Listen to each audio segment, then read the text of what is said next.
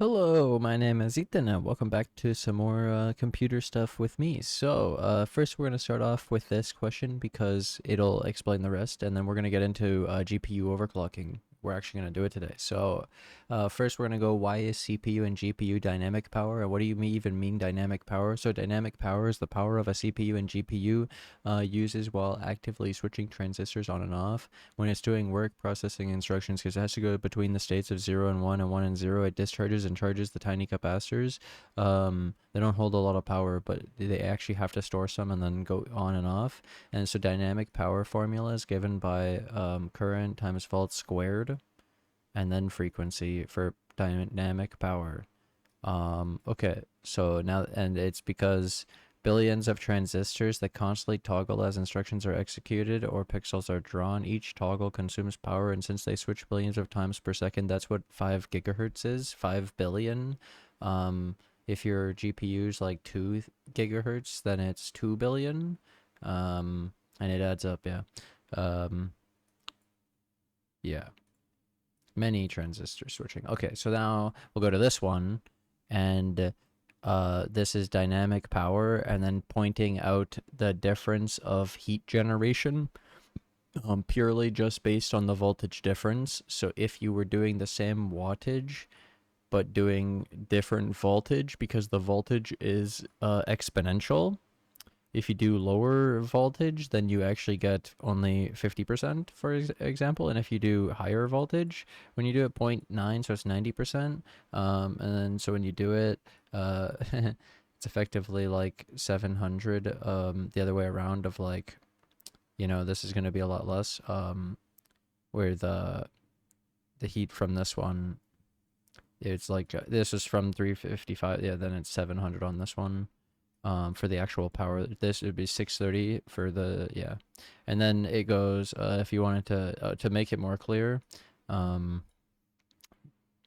this was saying what it actually, but then you're doing it weird. To show it better, I made it do it the reverse, and then it showed that the 0.9 would be at 400, and the 0.7 is 200.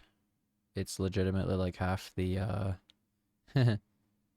half the heat, like 155 watts of heat, 200 watts of heat. You'd save 155 reduction just from the lower volts. And while everything else is linear, the volts is exponential. And then so like if you go higher than 1 volt, it'll exponentially grow past 1. Um, And then, yeah, it could be a little bit confusing when it starts to do all these like comparisons and it starts switching the letters that it's using, and yeah, and what it's actually trying to say, because it's talking about the watt and then the watt of heat, but then it's like it gets confusing because of how it was talking about dynamic. Anyways, so that's where doing it. This one made it clear that the volts makes a gigantic diff. So now the point with this one, this might still be a little bit confusing, so I'll tell you like this. Let's say someone has a graphics card that's using 355 watts under load, full load. Maybe they could actually be running it with a lot less volts. Maybe they're still stable. They get all their performance and maybe more, and they use a lot less watts, so they get a lot better efficiency and they produce a lot less heat because of the lower volts. And then even if they did use actually more watts, it's still less heat, just because of the whole like when it's exponential for that. Okay, so now that I've explained why lower volts is important and why I care about this, um it's crazy. It's actually crazy. Okay, so and then the main reason that you normally need higher volts is because when people want specific higher clock speeds, which we're about to get into, I'm going to mention some higher numbers, and then you're going to be like, oh, you can't do them without more voltage, which then that's where you give up that very tiny, short, unsustainable boost. Um, but then you gain consistency and stability and like actually like headroom for overclock. Yeah, you'll see it's kind of like the CPU and all the other stuff we had done with the motherboard settings, but now with the graphics cards. So first, I explained it. We're done here. We don't need these anymore, and we're gonna go to this to start. So this is, I'm not going to download it because I don't need it. But I'm going to show you what it's like. So this is Nvidia app, and this is the official, like when you have I'm talking about overclocking Nvidia GPUs, not AMD, unfortunately. I don't do AMD GPUs. I do Nvidia. Been doing them since like, so 760, 960, maybe even like a 660. And then I had the 2060 Super, the 4070, 2080 Ti's. Okay, so then this is a picture. And so yeah, you could get it from here, but I want to actually get into the nitty gritty without downloading it. And I'll tell you that right now. So if you download this, it's a tuner and it has all this monitoring stuff. And like, I don't want it if I don't need it. And so I use other stuff for this. At the top, I show you that I have 3 other ones that I know of that you could use. But I started with the official one because I think everyone not comfortable with this would like to at least know of the official and why I don't use it. Okay, so this is the official one, and you would get the Nvidia app, and then you'd go to System. It's on the left, and then from the system you get performance at the top. And then I always tell people this wrong too initially because I don't have the app ever. I always say, oh, go to performance, and they're like, I don't see performance. It's like, oh, sorry, system perform. Okay. Then under here you could see your GPU clock current, your GPU power current, which all of this is delayed. It doesn't pull very quickly, and you can't change it, I don't think. Then you get the GPU temp current, the GPU voltage current, and I mean current as in like right now. Okay. And then we got the VRAM clock. And then you got your GPU utilization. So that's like CPU core load, and that's CPUs on here a little bit with the GPU fan speed. So then this is what I was talking about mainly is automatic tuning. So you get this and you can automatic tune.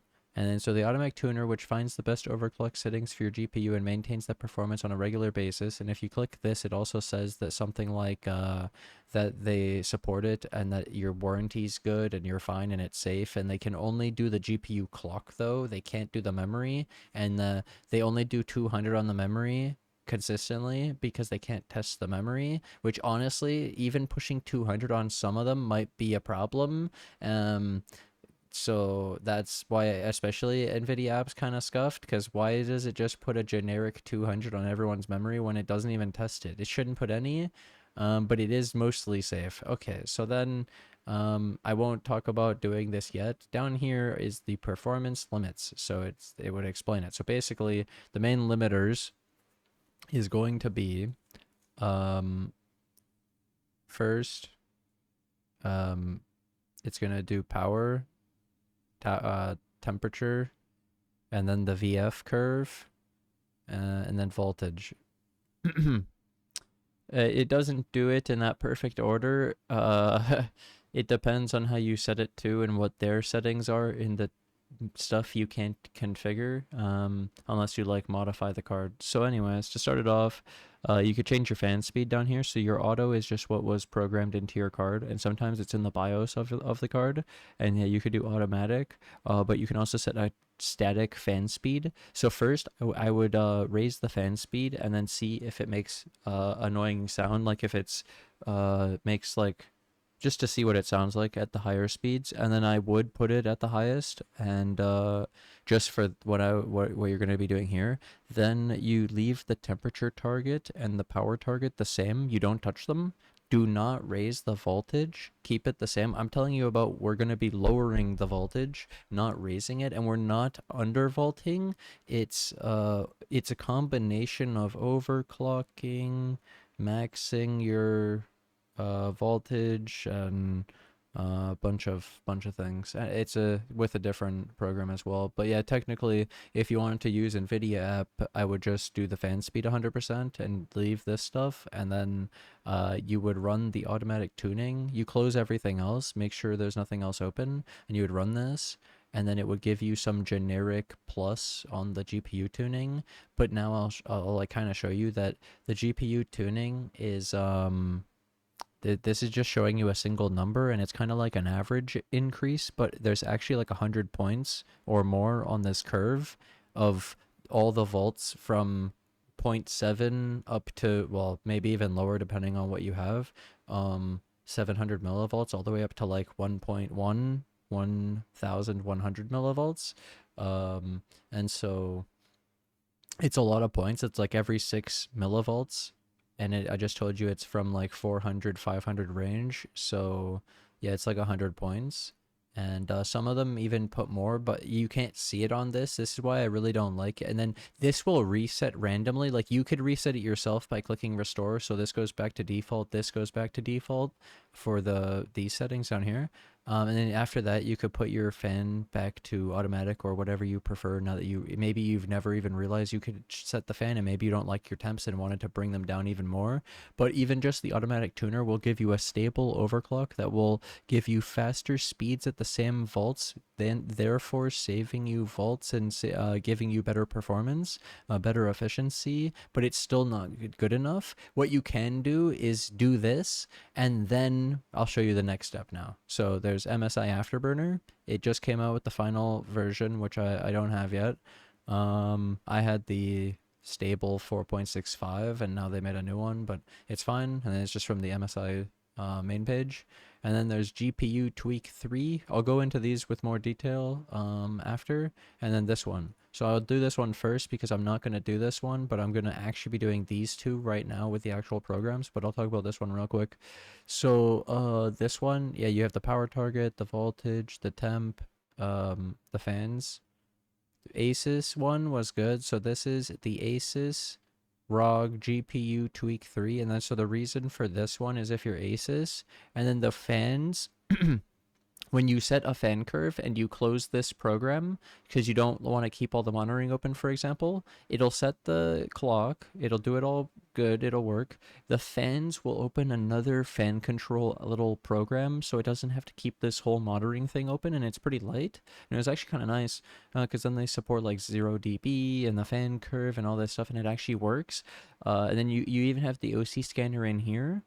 The one problem with this is if you touch the curve and save it with multiple different ways, sometimes it'll just bump your entire curve up by 15 megahertz and make you completely unstable at every single voltage on your entire curve and just keep overclocking you further and further and further and further. And it's like, I don't know. So I don't use this one either, even though I've had Asus cards. I wouldn't use it after. I would use MSI instead. And then recently I got an EVGA card, so I have Precision X1 now, and I can show both of these. So first, let's show off MSI, and then I'll open up Precision. One sec. That's pretty sick though.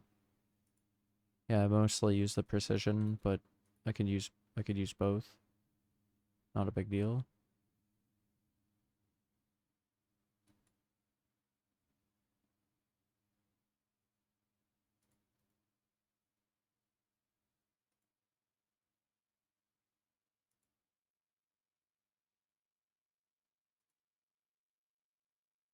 Oh yeah, should show you. All right. So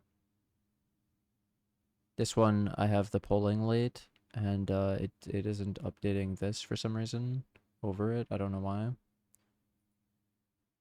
Even it's using this one anyways. But yeah, anyways, I could show you this. So this is gonna be the one of the funniest parts about this part. I don't know why it's 900 here. It's supposed to be 8. But like I don't want to even set it here because I just have it set here anyway. It should be pulling the settings over. I don't know why it isn't. Would I have to reopen it? This is one thing that you're not supposed to use too. This was one issue I expected, kind of. This one is ignoring my settings from the other one.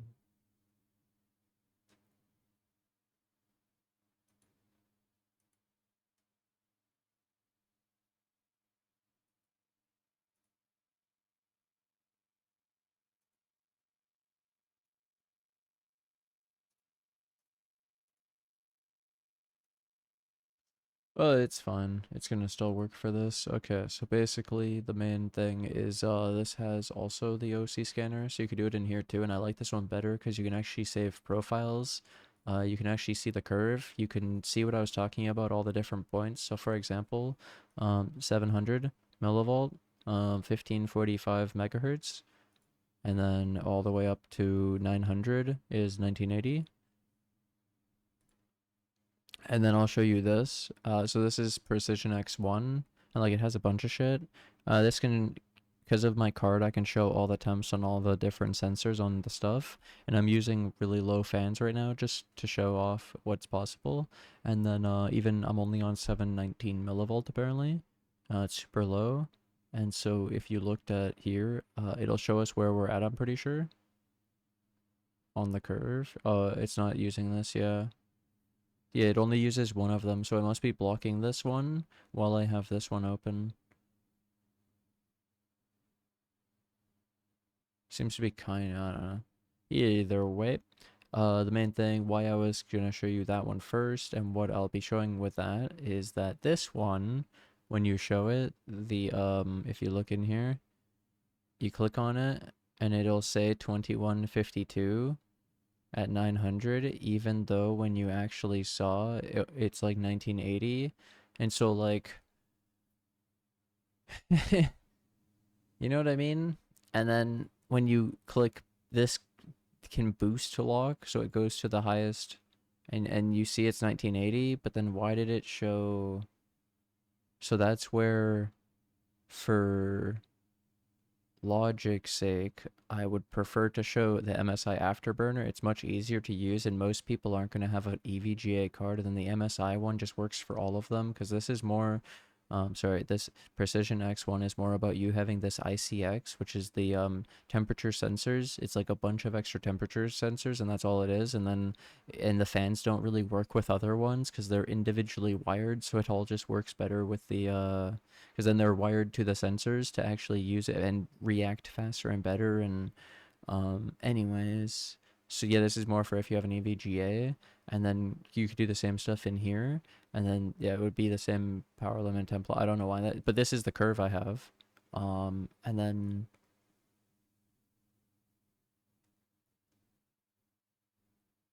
I never saved this current one.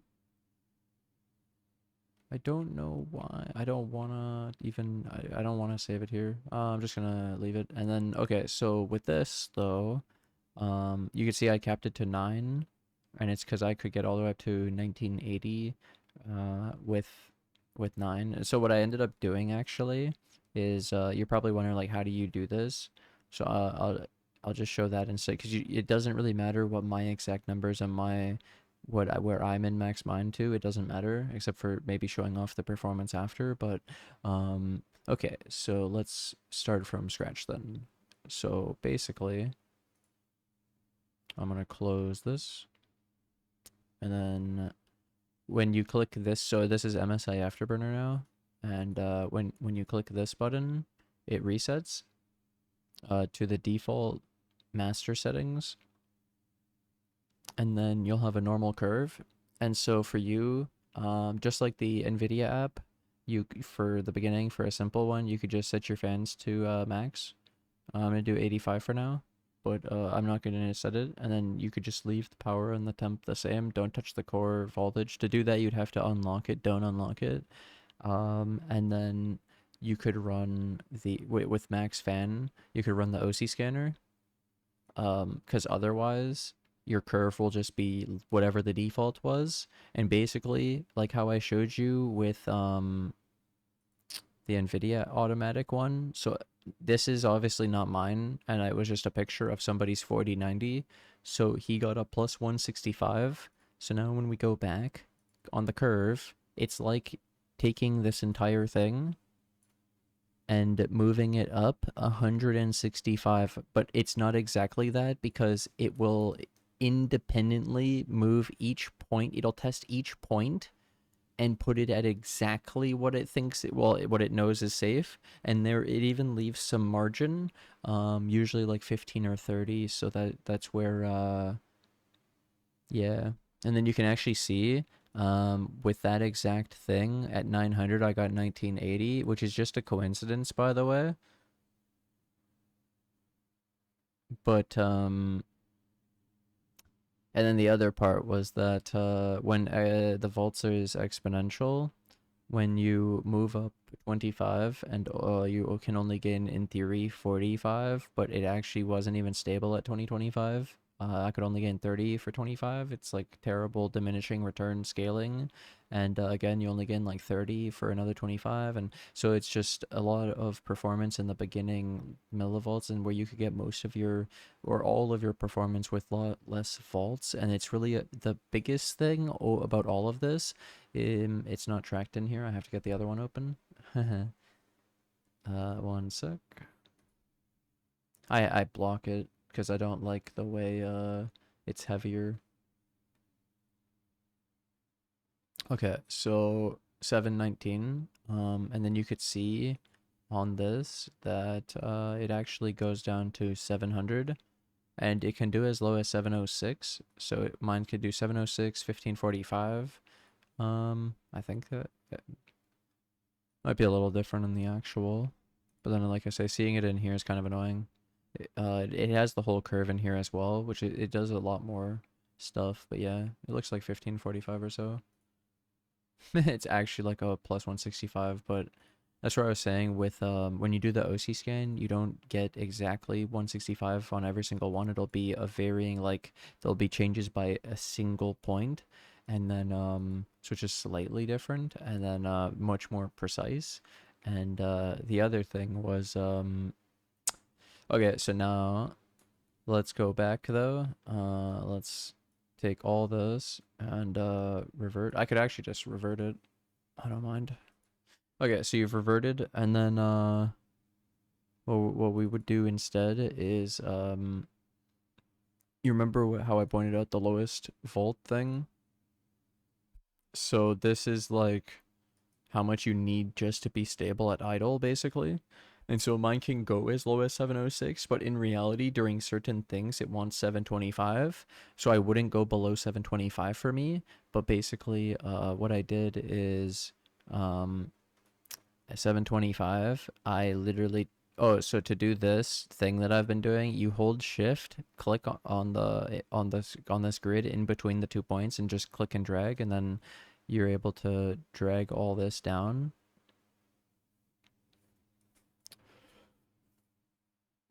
And then technically you could apply it, and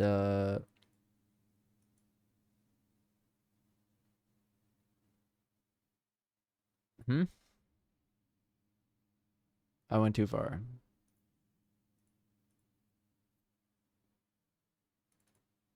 It's funny how yeah, it's because I went to 1,000 instead of 500 or like 700. You can actually go too far on it, but basically, yeah, I would flatten the whole curve. The whole point is that by doing this, my thing will only be going between 7 and 725, and then I was able to, well, technically just to show, you could boost lock and show that it only goes to 725 on this, but this is where you would go, okay, so how do you test stability? Well, I liked GTA 5 enhanced online. It was pretty good. There's some benchmark, or yeah, you could benchmark with 3D Mark demo through Steam. It's a free 3D Mark. You do like Steel Nomad and Time Spy and all this shit. You could it'll test stability too, because you might even just crash. And then so the main point would be that in here, after doing this, you could, so you haven't raised it, this is just the default, and so you could run the scanner and it'll give you safe numbers. This is the first point technically of that. At least by having this, you're able to see the whole entire curve, so you know what is the default, what is known normal, and then basic idea is that you can adjust this and move up. So, well, we know it's the 165 in my case. It's basically like 165, and it started at 1425 for this, and it goes up to the 15 like 90 or whatever. So it's pretty crazy how big of an increase you get. And then it ends up letting it go to lower volts after because it somehow is then stable because it likes the higher frequency, which is super weird.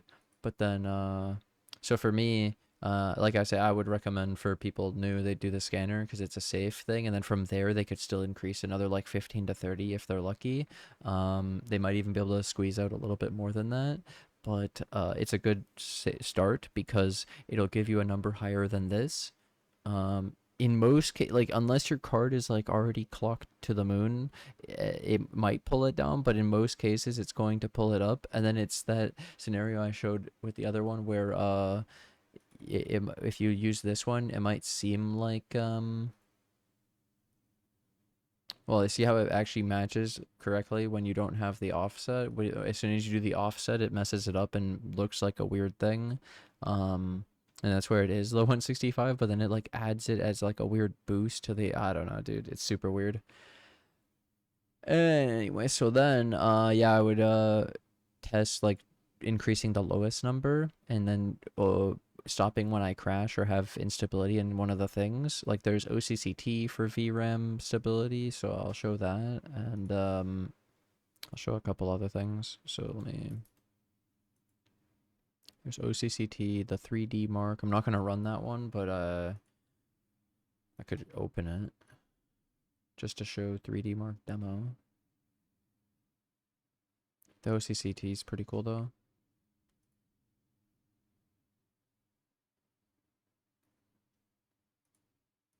And then yeah, with this, like VRAM test, and then when you're capping it with the, where you do the cap voltage. So why this is useful to do this, for this specifically, is when you run this, it's gonna run it at the highest clock. And so if you cap it to the one that you want to test it at, you can actually test point by point, basically. See how I capped it at 1425, 725? Yeah. And then as a quick, just to show you, you could go back to this one that I had, the profile, and then when I rerun this, it'll show my other one now.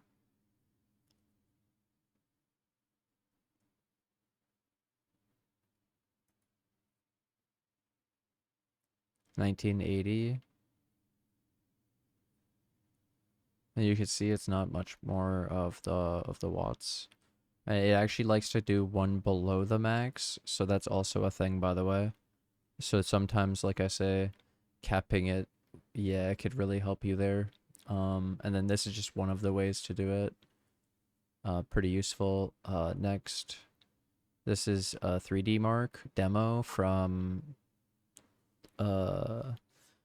Steam. And then yeah, you could just run benchmarks. You could run light, and it goes so fast, and you could just test your scores and try to get the score higher, and worry about the temperature and the score, not just the score. And so that's where like improved temperatures by like 10 degrees, but and still got better scores. Yeah, it's really crazy what lower volts does for you. And it can, with the lower temps, then you could get more performance out of it because you're able to have it do the GPU boost 4.0 more. And then this is also a really good test too because of the beginning of it is such a big spike that it can really push it. You could do ray tracing ones because that's where the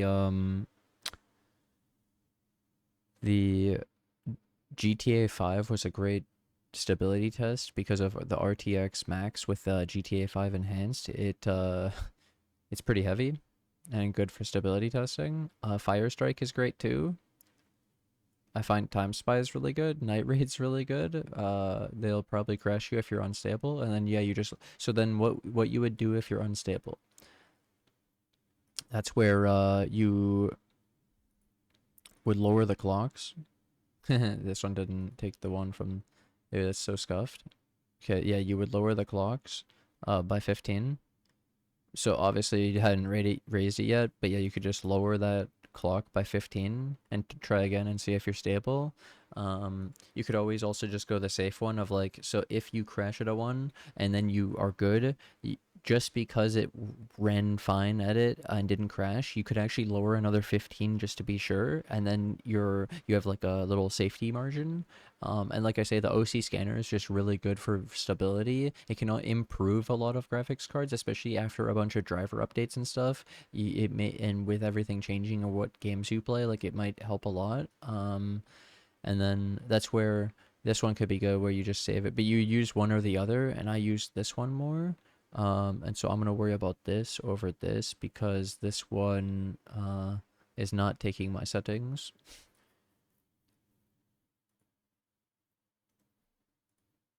And then we have, okay, so this, it shows a 2152 and it shows 172. So like I said, I see how it wasn't the 165. And then even here, it's 175. And then down here, 189. And down here is 195. And 221. So yeah, the curve is not the same increase across the board. This is why on mine especially, I don't just do an offset on the clock because it's not equal across the whole curve. That's why I get this really weird looking curve with the really weird. So this is the actual curve. Basically, you ignore the base clock and you ignore it's so funny, dude. You look at this, and then why is it down here, you think? But actually, it's because it boosts up to here. Yeah. It's so weird. Anyways, yeah, and then what happens up here? Well, you've killed it because I go like negative 700, so it like, and then it doesn't even go past the 9 millivolts, 900 millivolts, sorry, the 0.9 volts. Yeah. That's where like you could go up as high as like 1050 off of a curve off of the OC scanner, but then I would delete it. I would recommend deleting it past like 900, maybe 925, 950, depending on what GPU you have, and going as low as possible, obviously, of just what your natural curve is, and then getting as much frequency at each of the points as possible because, and then also when you cut the curve in half and only do the lower part, you have less points to worry about too. So when you notice, it's really just this many points that you test stability on. And when I was saying with the other one, yeah, you just cap it. So you delete the curve from the right and build it from the left, going from the lowest thing from like 700 in my case, and just go 1 point at a time testing them. And when especially the OC scanner will give you a rough start for it, a rough estimate of a slight like even this one you could scan and it'll give you an OC number and a MOC, and then it'll give you this offset and you could look at the offset and it'll tell you if it's a pass or a fail. So the VF curve tuner pass fail indicator will light up pass or fail at the end of a scan or test. If a sufficient low number of math errors is generated during testing, it will provide a pass result. If the numbers of math errors indicates an unstable core frequency, the fail result will show. Okay, so then yeah, as you can tell, then but in all these cases the scanners are just like the normal Nvidia app and give you a safe stable one that you could even increase a little bit further past with manual tuning. So just because you do one with the OC scanner doesn't mean you can't do it manually. And also these only take like a half an hour to an hour depending on how juicy your GPU is and how well like optimized your system is. But the major thing is really just knowing how to do this, having the right stuff, and then actually just taking a little bit of time to try. Because once you get your curve that's stable, and even if you, like I say, leave just a 15 megahertz or 30 megahertz margin, and you know you're stable and you're getting more than you were already getting, then you can already be happy and you don't have to actually try to squeeze out the last 1%. And then like I say, the curve should basically stay the same, so it's not like you have to constantly keep redoing it actually, because once you have your numbers you could even write them out, like you really get an idea for what your graphics card is like, and you're kind of like checking, you're testing, you're tuning, you're calibrating, you're just trying to see like what silicon you have basically, and like what kind of GPU it's like all the other stuff with the CPU and the RAM and all the other motherboard and all the settings and stuff. But now we got up to the GPU, and like I say, we started with why it's bringing the volts down because of the volt dynamic power volt being exponential heat generation, and then oh my god, it's sick, dude. It's so good. And then does this have my fans on higher right now? Yeah, they do. Yeah, this goes to 3K. Ah, it's sick though. And then on auto, it can do this. Turns these two off and only has this one on 20%, which is basically over the core. And then it just, the mem and the power doesn't need active fans over it. It's just the GPU. And it still has the connection to the heatsink and shit, but not fans on it directly. Like those just turn off. It's actually insane cooling on this thing. And then yeah, like I say, also from lowering the volts, like we're running at 719 and it can go as low as 706. It's really sick. And then for me, yeah, so for this, you save by, so first you would, like I say, for this one, you would come in here and you have it all default. You'd leave the power and the GPU temp the same. You can mess with the fans, but sometimes the fans won't work unless you have ICX. You need to use MSI Afterburner, I guess, or the other ones for it potentially. But if you were using this and if you had EVGA, you could do the fans. You could leave them on auto as well, but you could turn the fans up all the way forcefully like this and turn it up to 100% and link them. And then once you do that, you could scan it and you could get an idea of your curve of what it thinks is stable of an overclock. And then you could do it yourself if you wanted. Like I said, you could just even lower it by a little to make sure there's even extra stability on the already stable tune that it did. But yeah, and then you could mess with it. You could also, like I say, cap it at a certain voltage because you only need the lower amount to really be starting up and to do normal stuff. It's only the higher voltage is necessary for higher frequencies, and you can't sustain the higher frequencies in most cases because of the higher volts producing so much extra heat. You won't be able to locally cool it. It's not even the cooler, it's actually the density of the transistors and the core and all the heat. So yeah, that's where getting the lowest volts is the greatest. Where they've been trying to go lower and lower because they're going smaller and smaller. They have to go lower and lower because capacitors handle less and less volts. The smaller they are, they handle more volts better and last long the bigger they are. So yeah, it's a thing. And then yeah, with this, technically, yeah, you then could apply.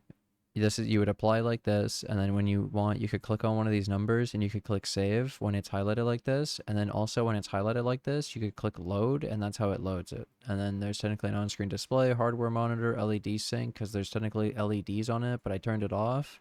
But you could have it like light up and shit. It's pretty sick, and the fact that you could turn it off is really sick. You could make it rainbow RGB, adapt to the temp, and yeah, you also in here, I would recommend you could start it with OS, and you can also start to minimize, and you can apply previous settings on load.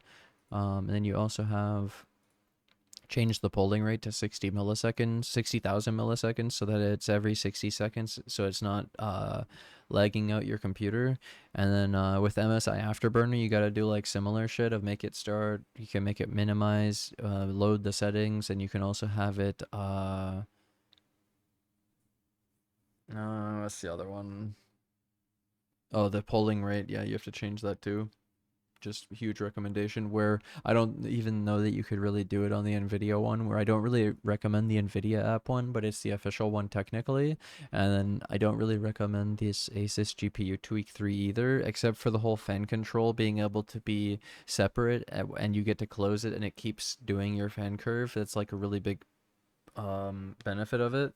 Technically, this software could do it too for EVGA stuff. MSI Afterburner can do it if you set a static fan curve, I believe, but not a fan, sorry, not static fan speed, not fan curve. If you do a fan curve, it won't work. It's like software based and not firmware, so it won't stay. But if you do a static one, it can work, where auto can work too. But yeah, with this one, it actually opens up a separate fan control app. which is pretty cool. And then so yeah, I'd really recommend this or this. And then really the other thing is technically the major things would be um figuring out, so you, besides this for tracking it, I have one more. I showed it in my previous, but I need to show it in this. Because I mentioned how you want to track the vaults, and well, you saw the curve already, but there's actually checking it too. So you could see it, and then it can track the minimum, and the average, and the maximum, and then so you can see we're just stable, really low, and technically, um, the thing I was gonna say is, you could see your clock, and then you could see the effective, and there'll be some slight delay because again, it's the polling rate. This is 1 second. It's not fast enough technically because this shit is billions, millions. Anyways, and then we have, but then it tries to just take like it tracks like what it was at and then what it is at the next second, and it does the difference, and that's how it tries to do a lot of it. It's estimates and shit, I'm pretty sure, um based on previous numbers. Like, it doesn't just have only a single number to go off of. It likes to also keep track of the one from the previous second. That's where sometimes setting it to a higher one, for like, I'll show you, for example, if you do 4, it can mess up the polling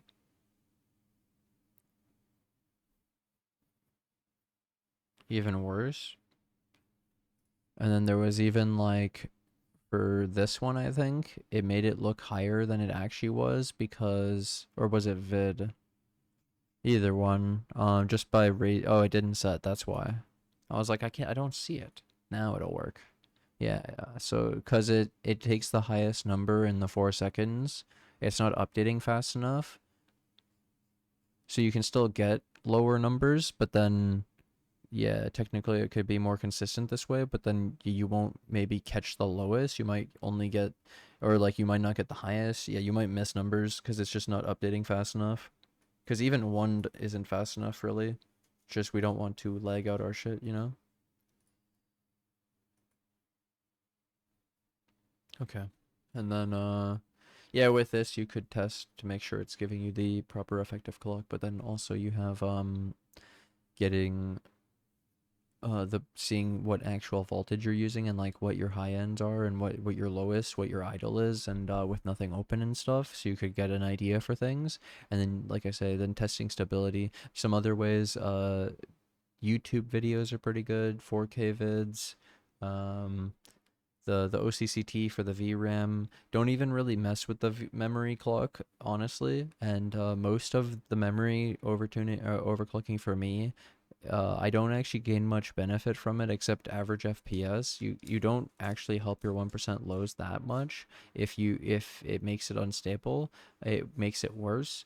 It's really hard to test. The other one was, in most cases for me, it's not actually really an overclock. It's just that I had memory that was over-spec'd, and that it had more headroom, and that it was basically set at a speed that was too slow, and it could be set higher, and that's where I'm still within the spec. Like, it was something like 16K and it was at 14K, so I raised it with this 800. It's double data rate, so it raises it to 15600 or something, and I could technically do 900 and it would be 15800, but it was slightly worse even though the number was higher. And so it's not always, like I say, about getting the highest number. In this case, we're talking about lower volts, lower power, lower temps, lowering clocks for stability, and actually gaining performance.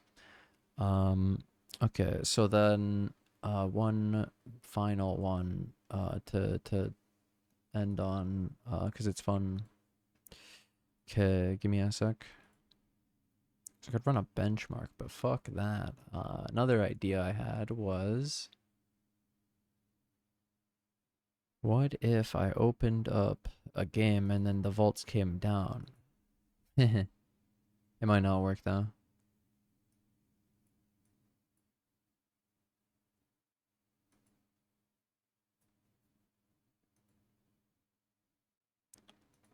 It might not work though. We'll find out in a second. We are loading it. We are trying. It generally likes to go to lower vaults during this game and then higher during like YouTube and stuff. I don't know. Maybe recording ruins it. It is interesting after all. Maybe having this open can ruin it too. Hey, we hit our 1350 clock. Ooh, 7800. That's 15,600 memory. And then, like I say, really what I would recommend for people generally is to just do the OC scanner and get an idea for what, even just look at the default curve and get an idea for their numbers. And in some cases, I've found scenarios where the card needed to be lower. It was already too high. It was too aggressive. And that's where the OC scanner was the most beneficial, because you actually, for the first time, could feel a stable clock curve without having to do it yourself either. Like, it just automatically did it, and now you were more stable than default, and you need those numbers because, like, if you reset back to default, you're back to being it's so insane. You gotta write them out, man. Take a picture, like.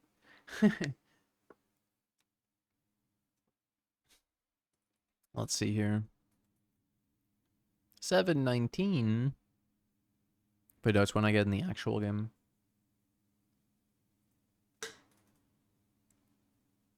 Is this game fine to show on YouTube?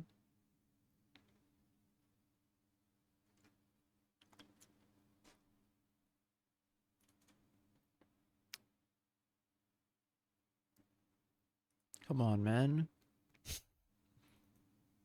But yeah, you could also see we're loading up a game, and it still hasn't gone past my 719.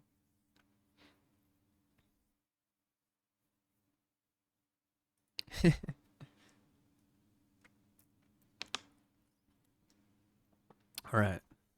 The stock doesn't go up while I'm. So this is RTX, and it also does different stuff when I'm minimized. But 1965, and then it's not the max, right? Did I fuck up my clock on this? I might have. By Okay, wait. So what are my settings? That would be why. Very high. So recording does change it. Neat.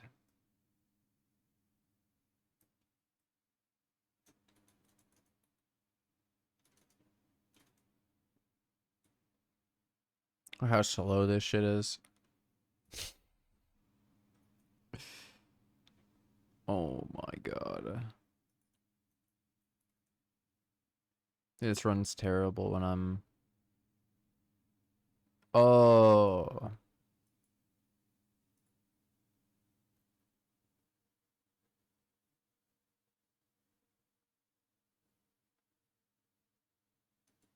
Dude, the recording actually makes a huge diff though. It's actually hilarious. It makes sense though, because I guess I'm recording this, so it's double, because I'm even sharing it on my other screen. If I didn't have it in the game, I mean in the yeah.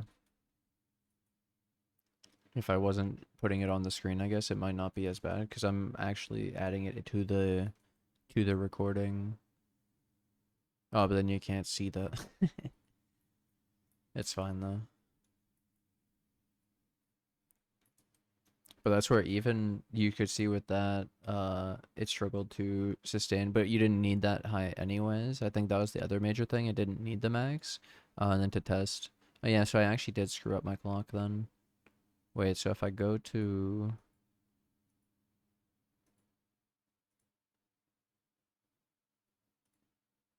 Yo, what the hell, man?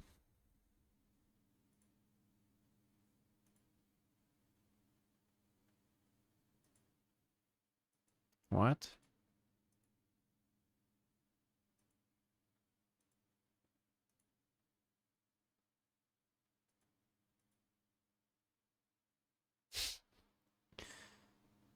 No way, dude.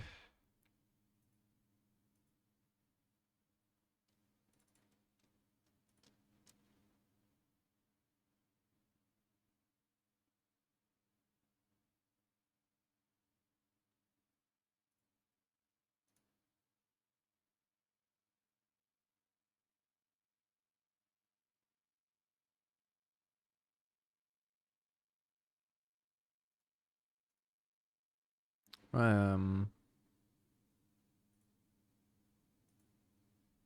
it's bugged. Yeah, I could prove it. This is a good thing that I showed. Oh my god, it was tilting me, dude. But it was actually trolling me. Watch, I'm just gonna reopen it and it's gonna be working now. You fucking stupid. God damn it, dude. This stupid ass app sometimes, man. See, all of them are fucking weird in weird way. Like, what? Huh? Okay, we fixed it. We're redoing it now because all of this was reading wrong, which then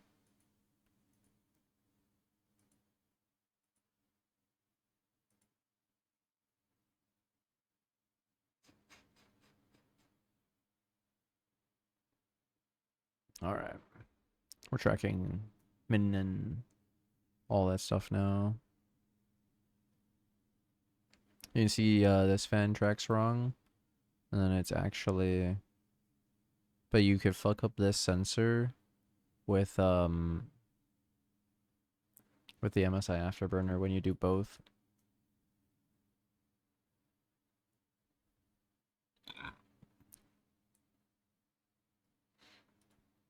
That's where it's actually really cool seeing all the differences between the different apps and how they're all so weird and buggy and scuffed in their own unique ways, and none are perfect.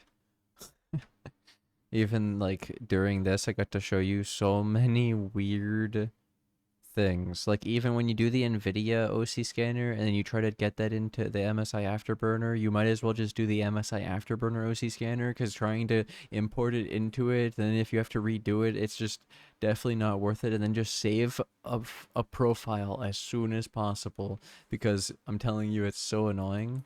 But all right, we still at the 719, fine, dude. But yeah, I actually told you the show was scuffed there. I don't know. It wasn't working right. I think it's because I did the MSI Afterburner. I'm gonna end up restarting my computer after, and I only do one. I recommend only using one of them, like I was saying. But it was for the video I had to, because if I just show the other curve, with the scuffed offsets, it doesn't make any sense.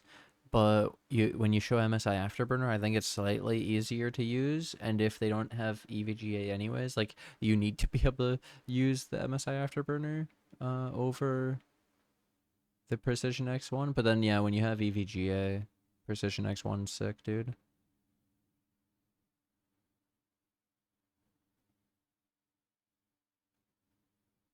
I'm gonna click it and it's ready. Okay, ready? Boom, boom, boom, boom. See, it loaded the image and we're in. Boom, magic. 0.9. Okay, let's see if it's because we're in here. So you have to walk out this. Which yeah, apparently your bunker doesn't fill while you're not on. So that's a thing. Then it's my car.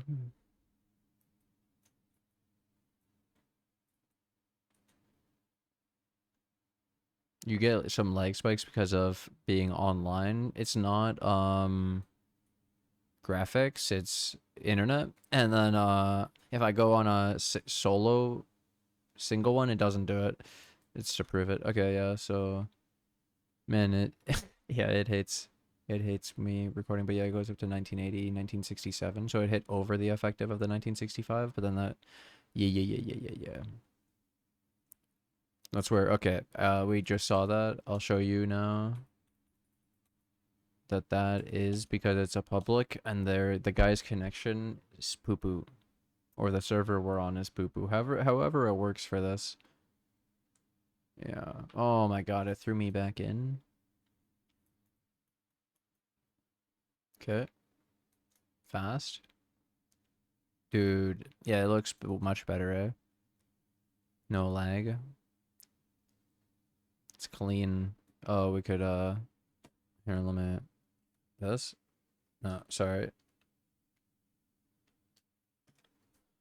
There we go.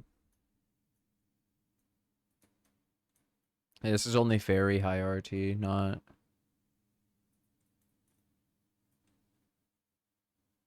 But it's beautiful. But yeah, apparently it doesn't like recording very much. It's much worse, which makes sense because I'm recording it um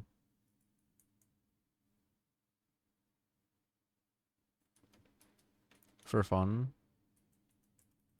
I don't think I should have to. Okay, perfect. Sometimes you have to reconnect. Yeah, the lights on the car look like turn them off.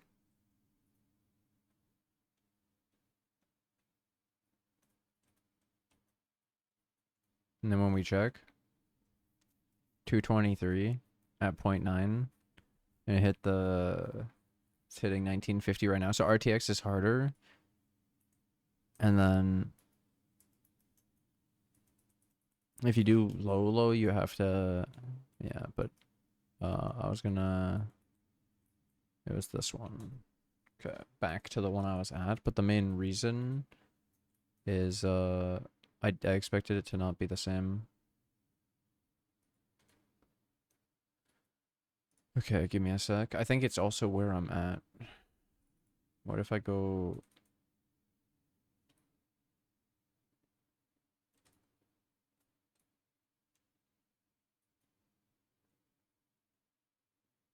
Because I find edge of map runs a lot better. I'm also on, like I say, pretty high settings, basically the max. Max RT is the max.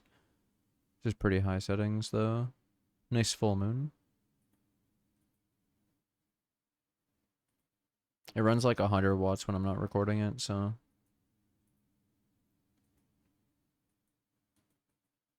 I don't actually know how it's gonna look on the recording. Let's see if that's good enough. Okay, I'm done for now. Interesting to show it though. It's weird recording it and then it behaves completely different, which makes sense. But yeah, these are all the extra sensors you get. It's really cool. And then yeah. Runs really cool though. Dirtbag. Oh, you can't hear any of it too, so it's probably awful watching me. And it may not even come across very well. I haven't tried recording the game before. Yeah. Temps come down right away and everything. And then yeah, 713. Oh, it actually worked. It was worth it. See? And it can actually go as low as 706 as well, but it doesn't actually do it. It likes to sit at slightly higher. So that's where it's really interesting. Sometimes, watch, I'll show you what it takes just to get it to go to 706 here. I can actually probably get it to do it.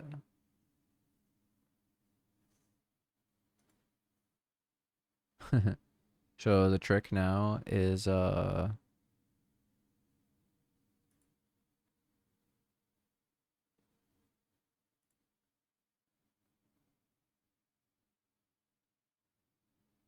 it went up. How does a lower fan make it go higher? Right?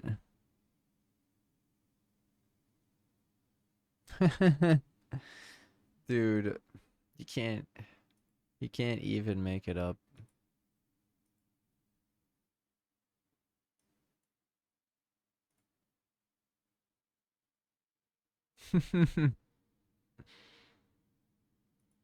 It's such a small amount, it doesn't matter anyways, but it is just so funny to me.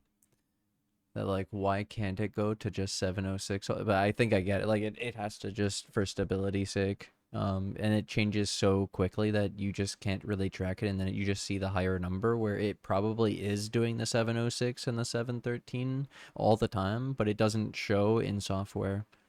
That's what I actually think is happening. And then yeah, we just see 719, sometimes the 713. But yeah. And that's where like this is also, I'll go back to, you may ask like why stop for me at 1980. Well, I showed you it goes to the 223 and this card can go to 373 watts. So it's exactly the scenario. It can do 150 extra watts, so why not? Well, this curve was really steep, and then about here, 900 to 925, I was telling you, imagine I'd only gain 30 megahertz for 25 millivolts. So when my clock is 1980, twice as much, the megahertz is like even less worth it, you know, comparatively for the volts. And then the fact that the volts also scales exponentially, it's quadruple bad. Does that make sense? Especially in terms of heat. So then it runs the 200 watts really well and gets great performance. And then the benefit past this was, yeah, like 2010 by 925. And then still, like, imagine you're not even going to really go past this because it's going to be temperature because you're gaining so much extra heat with the volts, with the power. And then you lose performance because what happens is with Nvidia GPUs, like I was showing you, they don't report everything in software. So if your thing throttles, meaning it hit the temperature limit or the power limit, then it will actually pull back its clocks for a few cycles and not report it in the software. So you won't even notice that you have less performance and less speed. You'll just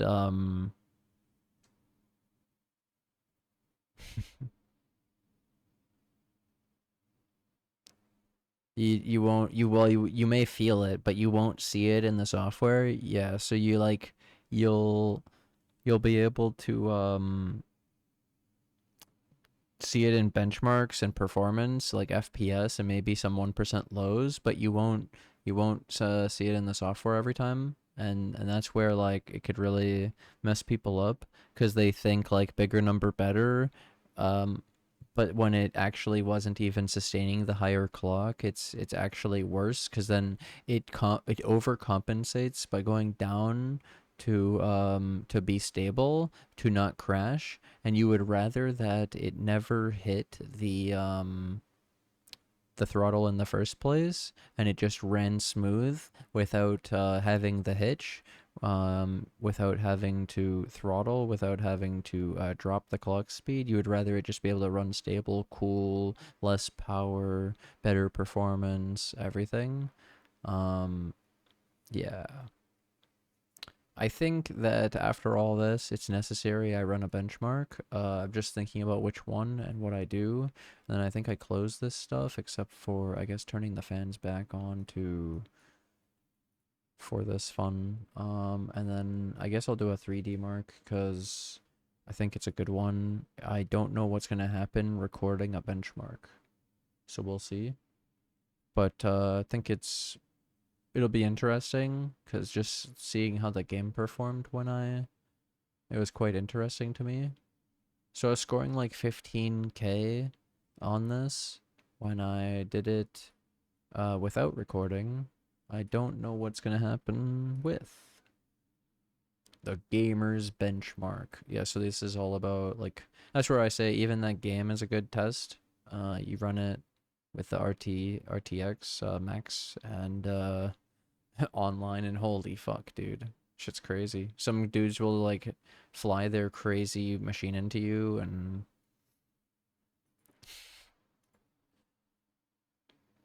it's crazy, dude.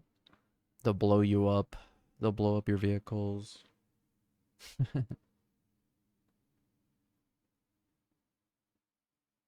Yeah, this is free 3D Mark demo.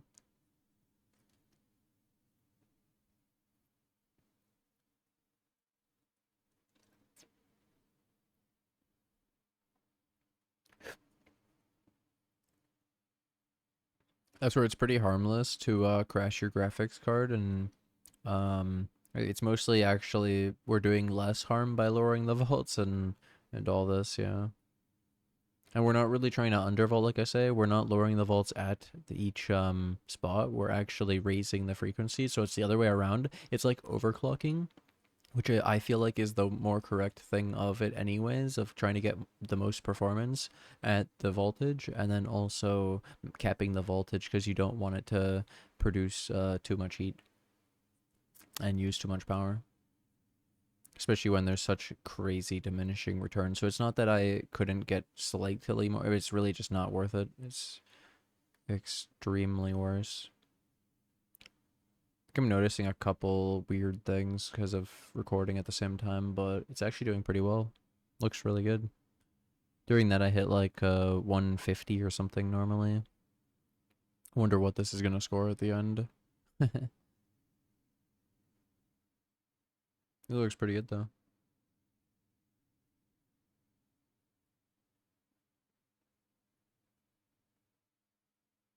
Ah, okay. So I scored a lot less. Yeah, you could see I scored 15k. Yeah, it was like 114, 115. Yeah, I scored like 10% less. I'd be like 15.5 or something, 114, 115, and this would only be like, oh, okay, so the GPU temp's about the same. Yeah, I only hit like 56 throughout this closed case, and yeah, it apparently went 1950, so it struggled a little bit because I am using it at the same time, which makes sense. Not bad though, not bad at all.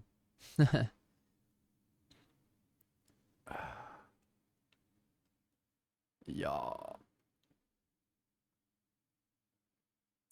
I figured it wouldn't do it, but I did want to show like kind of what I do for that and just show a score and how it's still green apparently and still within margin. It's still above. It's not the bad. It's not that bad. It's pretty bad though. It's much worse than my average, but I can't stop recording and do. Like I could use my phone and do it, but who cares? I could show my other results too. Hold up. Let's see if this is easy to do. Um. Oh yeah. So it shows the average clock and my max didn't hit the 1980 apparently during it, and then 53, and we have 15.5, 15.7, 15.6, 15.7. And this was just chasing that last 1%, and I chose not to. I went back to 15.5. Like I'll show you the diff. It was 2010, so the extra 25 millivolt, getting 1994, and then going with 1960, and then the difference in the score was only 200. Do you see my point of like, you would think that big of an average clock difference reported would be a huge result, but it wasn't because it's not actually this. There's just no way. It's a lie. Like it's literally no way. This is also cooler, as you could see, and then this one was warmer because I was also recording at the same time. And I have been recording, so it wasn't really a fair test, and like it only scored very slightly under what I had, but it actually resulted in I just wow, 2,000 less is crazy, dude. That's basically like the difference in fucking some graphics cards and whatnot. Like just, oh my god, what a gigantic hit to my. So consistent too, look. God damn it, dude, it's ruined. The video's ruined right at the end. They're never gonna believe me now. They're never gonna do their overclock. They're not gonna. Oh my god. Well, either way, thanks for watching. Thanks for hanging out. I hope you guys did enjoy. Hope you guys have been enjoying my computer stuff with me. I hope you enjoyed the motherboard stuff, the CPU, the RAM. Let me know how it's been going. If any of you have done any of this stuff, let me know if any of this has helped you guys with understanding the heat generation and the power and some of these complicated things. Either way, thanks for watching. Thanks for hanging out, and I'll see you guys in the next episode. Bye.